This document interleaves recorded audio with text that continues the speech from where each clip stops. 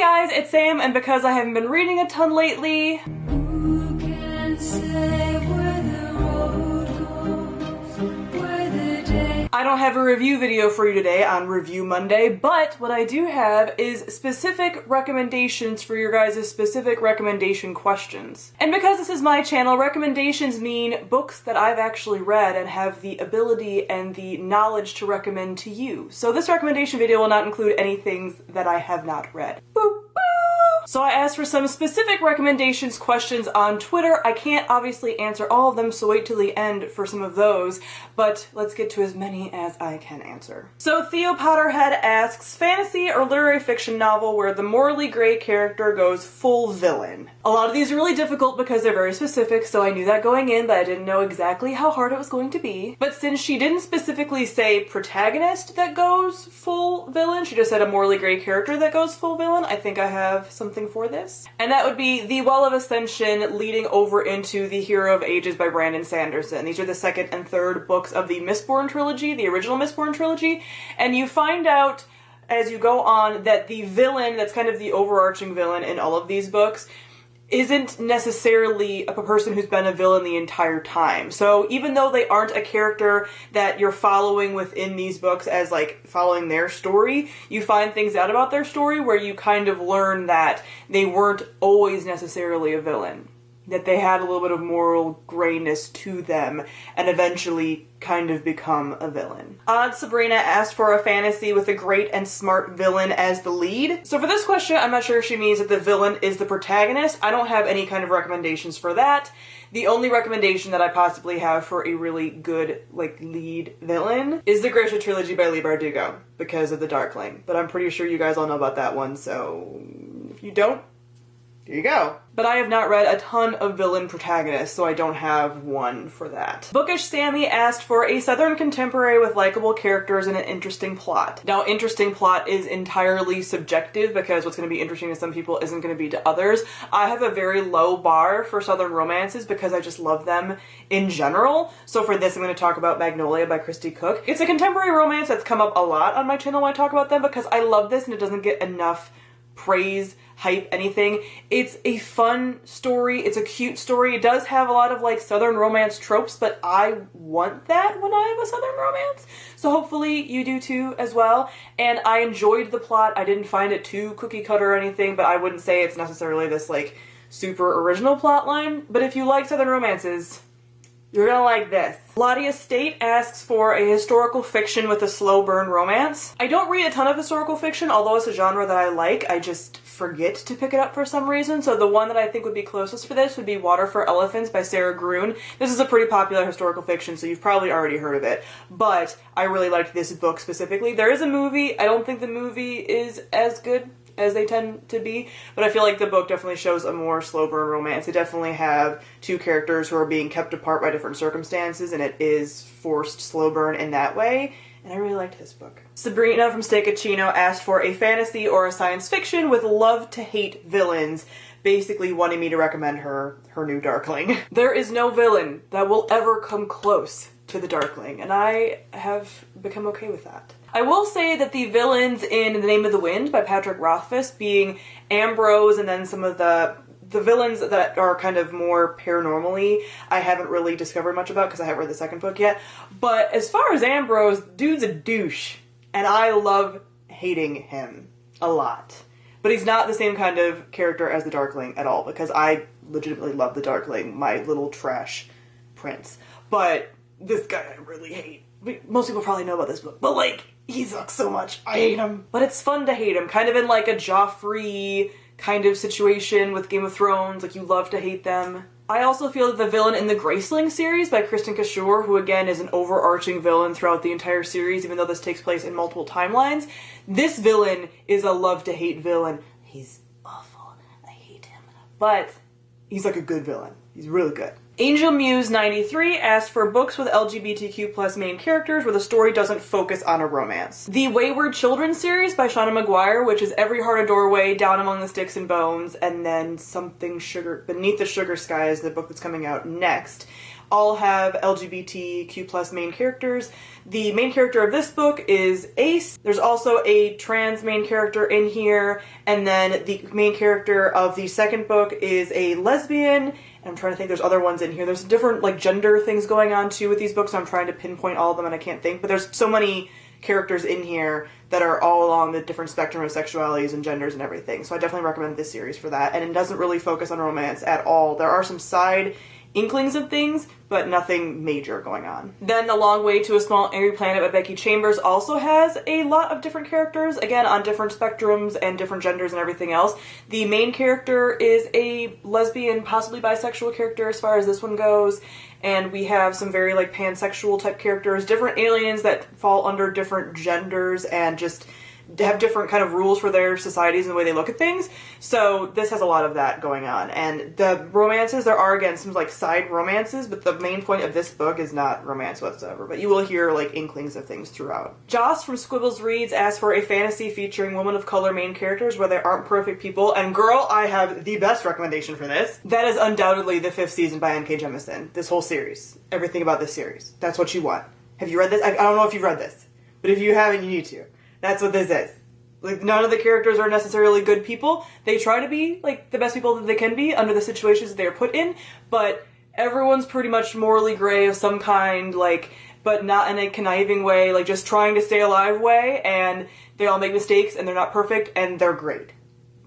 So read this whole series, it's so good. I will also say The Mirror Empire by Cameron Hurley has a similar thing going on, although I didn't really like this book in particular, but it has a lot of female main characters that are women of color that are not necessarily good people. They're not perfect. That are doing a lot of like messed up stuff in different varieties. So definitely another one in that same vein, although I do prefer the 5th season in that whole series overall. And we also have The Tiger's Daughter by Kate Arsenault Rivera, again, 2 female main characters who are lady warriors. They're also in love, just FYI, and they're not necessarily good people. They can be kind of selfish, both of them, and they are really focused. They can almost also be kind of codependent on each other, so it makes for like a very entangled romance, but it also can be like, they can do some bad stuff and they can be really impulsive especially, so again, not perfect people whatsoever. Morrowind's mom asked for a truly dark fairy tale retelling books, perhaps based on more obscure fairy tales, but it doesn't matter, basically any genre, YA, NA, or adult. One of the darker fairy tale retellings that I've personally read is Tiger Lily by Jodi Lynn Anderson, and this is based around Tiger Lily from Peter Pan,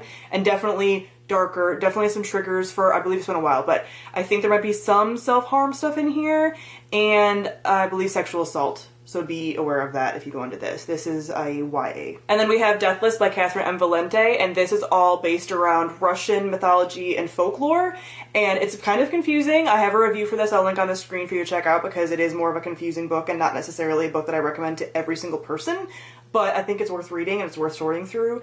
And it's interesting and definitely off the beaten path for like fairy tale retellings. It's completely different than any ones that are like more mainstream. But real dark, like the relationship in there, super toxic, shown to be toxic on the page, and not condoned, but like adult. Definitely adult. Kat's Paperbacks has a fantasy where everyone is morally black, and I believe that means that everyone's a villain.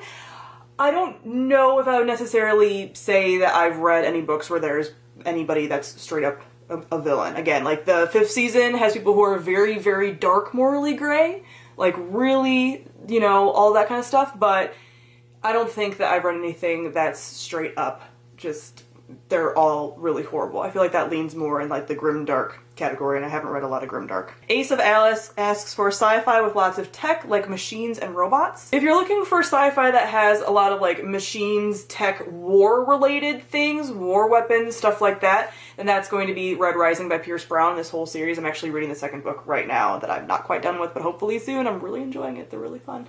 But this has a lot of like tech gear type stuff and ways of healing and like war-related technology. Also, Nine Fox Gambit by Yoon Ha Lee. This is an adult military science fiction. This is also a very confusing one, much like Deathless by Katherine M. Valente, but some people really love it, some people really hate it. I didn't really like it that much, but a lot of people really love it, but it does have a lot of like robots and again, military tech that's completely different from any way that any society that we have works. It's like totally unique. Another one with robots specifically and lots of tech, if you're into graphic novels, is Cinder, the graphic novel series. This features a main character who's a little robot. And there's a lot of other robots, and there's kind of a war on robots, and there's a lot of robot things and technology going on around robots and AI and stuff. So if you're into robots, this will be your jam. Sarah Veman asks for sexy fantasy romance with good plot, ideally slow burn, no toxicity if possible. Probably a tough one, but I have a need. I'm pretty sure she's read this series, but I want to recommend it anyway because it's like one of the only ones that falls in this category, and like, That is the Girl of Fire and Thorn series by Ray Carson. Again, I'm pretty sure Sarah's read this because I'm pretty sure we've talked about it, but maybe not, maybe not.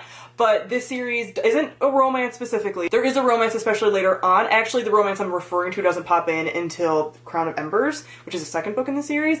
But man, if you want a good fantasy with a good plot and a slow burn romance that's not toxic at all, they're really awesome, great people, they have a really solid relationship and it's really great, then that's them. It's not super steamy because it's YA and there's not like a lot of explicit anything like that, but it's the closest thing I can give you. And like I said, Sarah, I'm pretty sure you already read it, but if anyone else hasn't been looking for something like that, then definitely that. But if you don't like this first book and you're like, there's no slow burn romance in this, yeah, it doesn't pop in until the second book. But the character's here, he's around, the love interest, but like you don't know till the second book. So that's what I recommend the most. But yeah, that's a very hard one to find without any of the like toxicness that fall into some of that other stuff.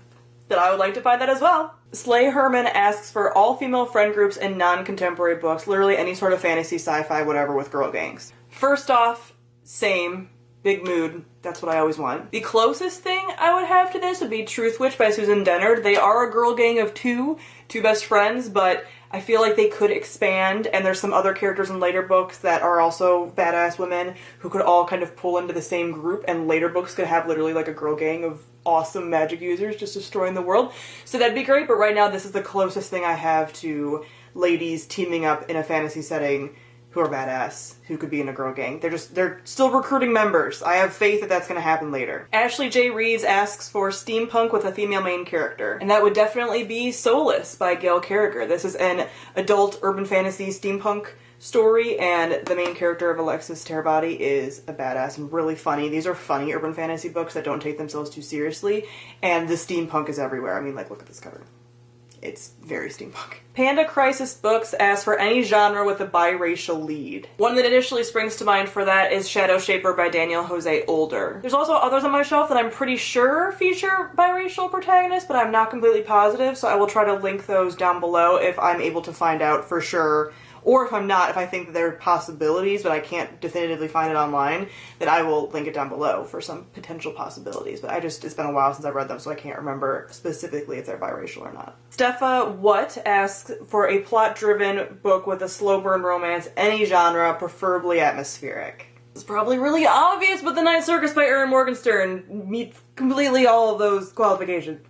I've talked about it a lot, I probably don't need to talk about it anymore, but like, here it is. It's debatable on if it's plot-driven, like at times it is, but it's also really character-focused, like it's atmospheric, because I feel like you can't really have atmospheric and plot-driven at the same time.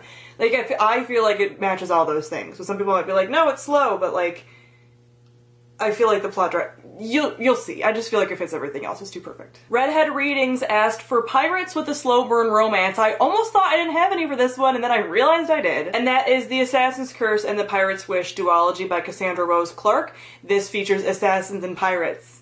And a slow burn, like, will they, won't they romance. Real good. One of the only pirate books that I've read that's been really good, and so I almost forgot about it. Alright, that is all I have for the recommendations as of right now. I answered all the ones that I could. Now is the fun part of the video where I list some of the ones that I wasn't able to answer, and you guys comment down below for those and answer if you have any recommendations that you've read. Because this is my channel, and I don't play with foolishness. So if you've read some and they fall under these specific categories, comment down below and let people know. So we'll talk about that fantasy with a great smart villain as the lead. So if you have any villain protagonists, fantasy with gods or demigods and the found family trope done well combined. Pretty sure you don't have to worry about like Percy Jackson, I'm sure.